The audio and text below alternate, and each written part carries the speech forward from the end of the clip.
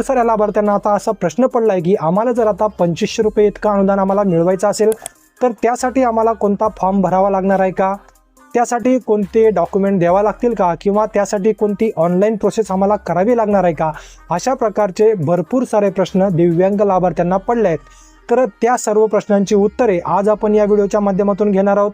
तर मला जर 2500 रुपये इतकं अनुदान मिळवायचं असेल तर तुम्हाला कोणत्याही प्रकारची ऑनलाईन प्रक्रिया, कोणत्याही प्रकारचा फॉर्म किंवा कोणत्याही प्रकारचे डॉक्युमेंट इथे जमा करण्याची गरज नाही आहे. तुम्हाला जर का 1500 रुपये याच्या आधी मिळत असेल तर तुम्हाला सरसकट तुमच्या खात्यामध्ये 2500 रुपये अनुदान ॲटोमॅटिक जमा होणार आहे. यासाठी तुम्हाला कोणतीही ऑनलाईन प्रक्रिया किंवा कोणतेही फॉर्म भरायची गरज नाही आहे.